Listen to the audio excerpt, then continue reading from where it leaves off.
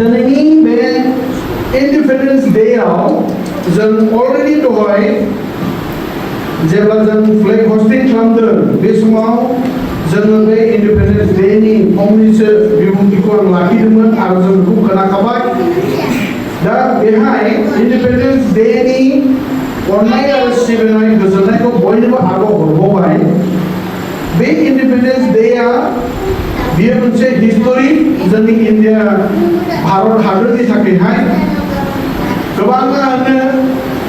दिनै बे इंडिया जुदि 100 बोसोरनि सिगांनो जुदि इंडिपेंडेंस डे खौ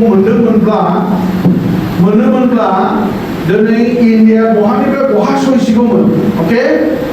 जोङो दिनै वर्ल्ड हिस्ट्रियाव जों नायब्ला बा रेकर्डआव नायोब्ला गोबाङा बुङो माने मा दा इन्डियाबो मोनसे डेभलपिं कान्ट्रि बेयाव थांगासिनो ओमफ्राय इन्डियानि इक'नमिकआबो ग्रयिं होननानै जों बेखौ जेराव मिथियो ओमफ्राय ग्लबेलावबो जोङो दिनै इन्डिया होनोब्ला नामजादा होननानै मिथिनो मोनो आरो इन्टारेस्टिंआ बे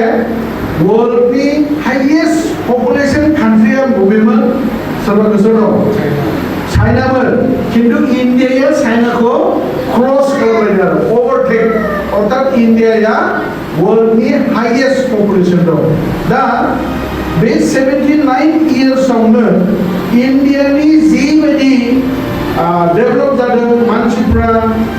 मा होनो गियाननि गोरों रोंगौथि इक'नमिकेलि ग्रयिं जादों बेखौ नायोब्ला गोबां कान्ट्रिफ्रा इन्डियाजों रुजुजाबावसो जाहैदों इन्डियानि डेभेलपमेन्टखौ नायोब्ला गुबुन कान्ट्रिफ्राव जों बेफोरखौ नुनो मोना बेनिखायनो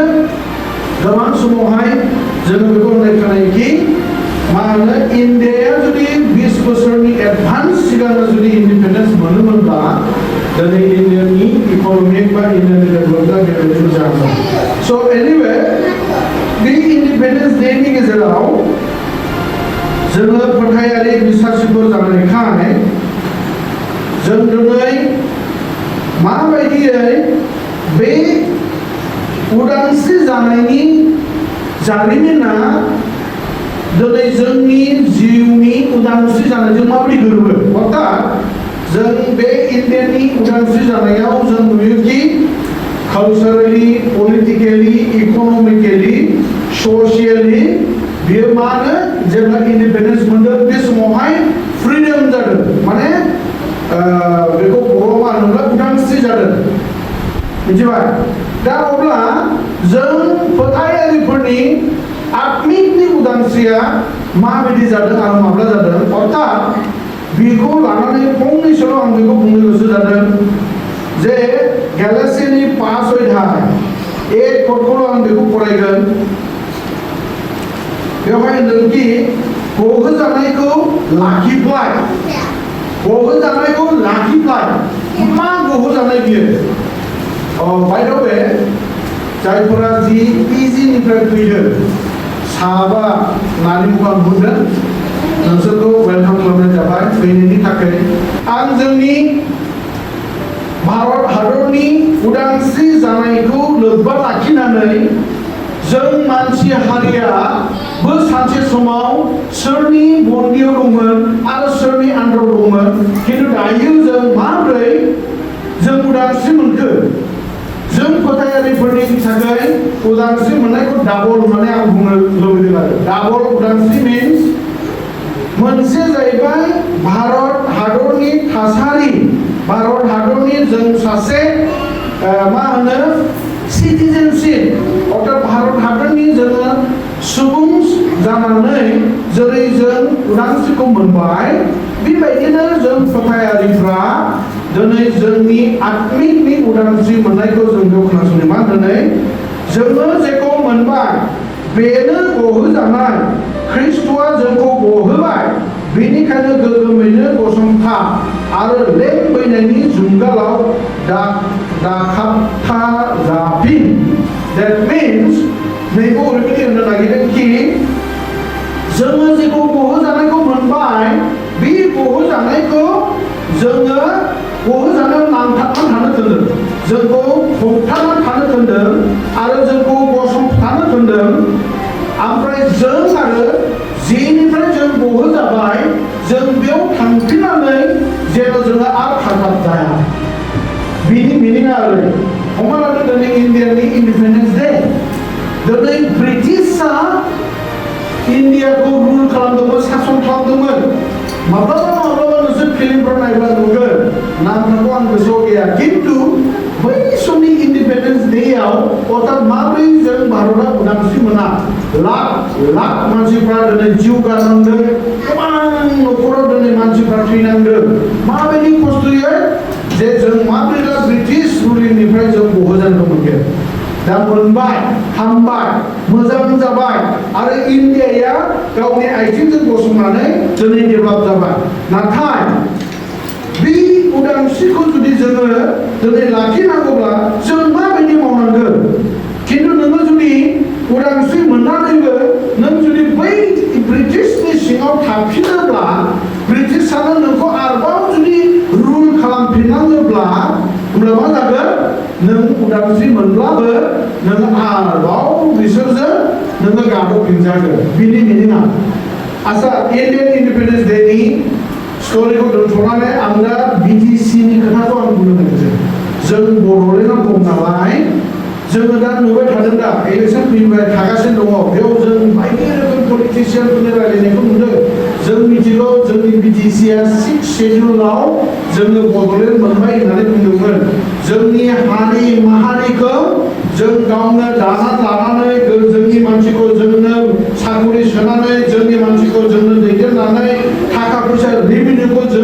जोंनि हानिफ्राय उन्नत खालामनानै जोंनो मावनानै लानो थाखाय जों 6 शेड्युलनि नियम बायदियै जों मोनबायमोन होननानै बुंदों खिन्थु दायो जों गसंथानो रोङिखाय बिटिआर गभर्नमेन्ट एबा बिटिसि सरकार जोंनि बर'नि मा होनो राजनितिकआव थानाय एबा मा होनो दिनै बड'लेण्डखौ सासन खालामनायाव जोङो मोजाङै गसंथानो हायो जों दिनैहाय ओरैनो नंगौ नङा आं बेखौ मोनथिया नाथाय जों निउसफोर नायब्ला नुयोदि जोंलायनो जोंनि मोनखानायखौ जों खोमाना लानानै सानसे जों आरोबावनो बन्दियाव थांनांसिगोन बायदि सानसे जोंनि राइट्स जों जेखौहाय राइट्स मोनथाय मोनदोंमोन बेखौ जों खोमाना लाफिनसिगोन ओमफ्राय जों आरोबाव सोरनिबा आन्दाराव थांना फिनसिगोन नैबेबायदिखौ जों दिनै निउसफोर नायब्ला नुयो जायगाफोर बेजोंहाय आं मानो दिनै एग्जाम्पल लाबोदों जे जोंनो बह'जानाया बेबायदि बेनिखायनो बुंदों जोङो जेखौ मोनबाय बेनो बह'जानाय देट मिन्स जों माखौ मोनखो मा जिनिसखौ जों मोनखो आरो जों बहानिफ्राय बह'जानायखौ मोनखो आरो जों बे बह'जानायाव जों माबोरै गसंथानांगौ आङो मोनसे सोर जोंनो बह'जानायखौ होआ बेखौहाय आङो फरायना खोन्थानो नागिरदों खोनासं बेयाव बुंदों कि जहरनि 8:36 बेयाव बुंदों नै बेनिखायनो बिसा हौवाया नोंसोरखौ बह'जानाय खालामोब्ला नोंसोर बह'जानाय जागोन that means खोनासंनाय जोंनि बह'जानाय आत्मिकनि बह'जानाय अर्थात जोंनि जीवन जों जे आत्मिकाव जों सानसे समाव गोथैमोन जों सानसे समाव सैताननि बन्दियाव दंमोन बेनिफ्राय जों माबोरै बह'जाखो बे जाहैबाय जिसु ख्रिस्ट'आ जोंखौ गावनि गोथार थैखौ कालभारि क्रुसाव बियो फसरनानै गावनि जिउखौ बियो दान होनानै दिनै जोंखौ बियो गावनि थैजों जोंखौ बायख'नानै पापनि जुंगाल जों बानान थानांनायनिफ्राय जिसुआ जोंखौ बायख'बाय होनदों ओमफ्राय जिसुआ जोंखौ बह'बाय थारमाने जायनि आन्दाराव जों दंमोन जायनि सिङाव जों जुंगाल बायनांदोंमोन जायनि सिङाव जोङो थानानै जों बिजों खाख्रबना दोनजानाय बायदिमोन जोंहा जेबो उदांस्रि गैयामोन बे समाव जिसु ख्रिस्ट'आ बे बुहुमाव फैनानै नोंखौ आरो आंखौ बे बन्दिनिफ्राय सौहरनो थाखाय दिनै बियो कालभारि क्रुसाव बियो गावनि जिउखौ दान होनानै बियो गावनि गोथार थैखौ बियो सुस्रानानै जोंखौ दिनैहाय बियो बायख'दों दिनै जों मा नुयो आं दहाय होनदोंमोन फिल्मफोराव नायब्ला जों नुयो बे इन्डियान इन्डिपेन्डेन्स डेखौ जों बोरै मोनदों ओरैनो मोनाखै ब्रिटिशजों गोबां सम आरो गोबाव बोसोर मानसिफ्रा दिनै बे भारत उदांस्रिखौ मोननो थाखाय बिसोरो जिउ गारनांदों आरो गोबांनि थैनायनि थै फसरनायनि मुलाम्फायैसो दिनै बे इन्डियान इन्डिपेन्डेन्स डेखौ दिनै मोननो हादों। जोंनि आत्मिकनि गहोजानायाबो दिनै बेनिफ्राय दाबावसिन दिनै जों जे फोथायारिफ्रा जिउआव गहोजानाय मोनबाय बे जाबाय जिसु ख्रिस्ट'आसो दिनै संसाराव स्वयं गावनो फैनानै नोंनि आंनि पापनि सिङाव थानांनाय बन्दिनिफ्राय जोंखौ दिनै सफैदों। बेनिखायनो दिनै बे इन्डिपेन्डेन्स डेनि गेजेरजों जोंनि आत्मिकआव जों माबायदिहाय गहोजानायखौ मोनखो बेखौ दिनै जोंनो गोसोखांहोदों आरो बेखौ गोसोखांनानै जों आफा इसोरखौ दिनै जों हामबाय होननानै जों बाख्नायनो हायो जे जों दिनै जेरै इन्डिपेन्डेन्स डे भारतआ उदांस्रि जाबाय होननानै रंजादों खुसि जादों एखे रोखोमै जों फोथायारिफ्राबो जिउआव गहोजानायखौ मोननानै जों दिनै रंजानो गोनां जों इसोरखौ बाख्नायनो गोनां जों बेखौ हामबाय होनो गोनां इसोरा दिनै बेबायदि जोंनि जिउआव गहोजानायखौ लाबोदों आरो दिनैनि दिना जोंनि थाखाय आरोबाव रंजानो गोनाङा बे इन्डिपेन्डेन्स डे गहोजानाय दिनावनो दिनै जों मिस्टार बिरसन बसुमतारीनि बार्थडे सेलिब्रेशनखौबो जों दिनैहाय मोननो हादों। बेबो मोनसे गहोजानाय दिनैनि दिनाव बियो जोनोम जायामोनब्ला दिनै बे संसारखौ बे नुनाय नङामोन। बाइबेलाव होनदों बिमा बिफाफोरनो जुदि बिमा बिफाफोरनि न'खराव सोरनावबा गथ' जोनोम जादोंब्ला बियो इसोरनिफ्राय फैनाय होननानै बुंदों। नोंसोरखौ जों जायफ्रा जिरायो जों साफ्रोमबो साफा साफा इसोरा जोंखौ जोंनि बिमा बिफानि गोरबोआव हरदों। बे ओरैनो जोनोम जानाय नङा। आफा इसोरासो नोंखौ आरो आंखौ बिमानि गोरबोआव दिनै जोंखौ सोमजिहोनानै इसोरासो दिनै जोनोम होदों। बेनिखायनो जोनोमनि दिनाव अर्थात जोनोम सानाव फालिनानै इसोरखौ जों हामबाय होनाया जोंनि थाखाय जोबोद गोनां आरो जोंनि थाखाय जोबोद साबायखर होजानाय। बेजोंनो लोगोसे नोंनि आंनि बिमा बिफाफोरखौबो जों दिनै साबायखर होनो गोनां। मानोना बे बिमा बिफाफोर नङाब्ला इसोरा नोंखौ बे बिमा बिफानि सायाव हरनो हानाय नङामोन। नोंहा बिमा बिफा दंखायसो इसोरा दिनै नोंनि बिमा बिफानि गोरबोआव नोंखौ जोनोम जानायखायसो दिनै नोंखौहाय बेबायदि फेदेरनो आरो फोलावनो हादों। आरो बै बिमा बिफाफ्रा नोंखौ आरो आंखौ अर्थात मिस्टार बिरसनखौ दिनै मानसि खालामनायाव गोलाव गेदेर खालामनायाव फोरोंनायाव बे बिमा बिफानि गिदिर बाहागो दं। बेनिखायनो जोङो जोंनि जोनोम सान फालिब्ला जों उनथिंजाय नाहरफिननानै जों साथाम मानसिफोरखौ जों बिराद बाख्नायनो गोनां। साथामा सोर? आफा इसोर, गावनि बिफा आरो गावनि बिमा। जों उनथिंजाय नाहरनानै बिसोरखौ जोङो हामबाय होनो गोनां जे दे आइ आफा नोंसोर आंखौ जोनोम होनायखायसो दिनै आं संसारखौ नुदों आरो अ आफा इसोर दिनै नों आंखौ आंनि बिमानि गोरबोआव हरनायखायसो दिनै आं संसारखौ नुदों उदांस्रि मोनदों। अर्थात दिनैनि बे इन्डिपेन्डेन्स डेआ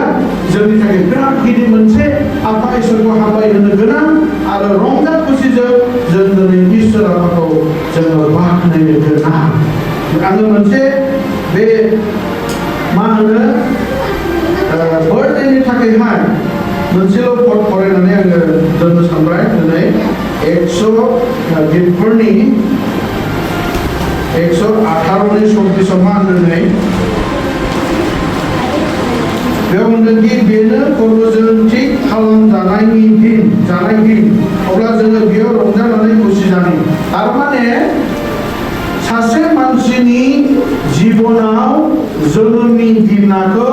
आफा इसोरसो थिग खालामो होननानै बुंदों। खोनासं नोंसोर जाय सेंग्रा सिख्लाफोर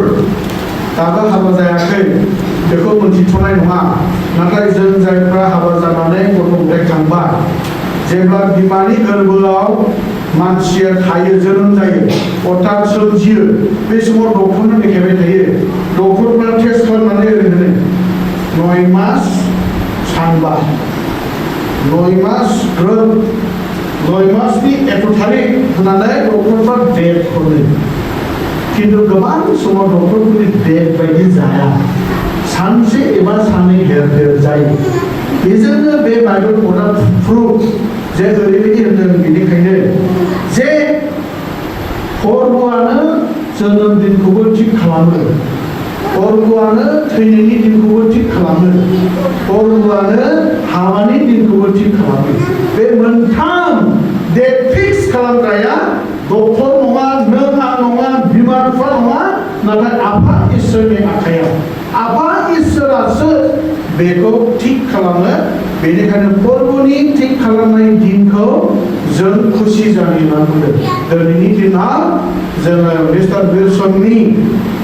विल्सननि जोनोम दिनाव जों बयबो इसोरनि होखानाय दिन थिगखौ लानानै जों खुसि जानि आरो जों रंजानि आफा इसोरा बे गुसुं इसोरनि बाथ्राजों जों साफ्रोमखौबो बोर होथोंसै जिसुनि नामै आमेन।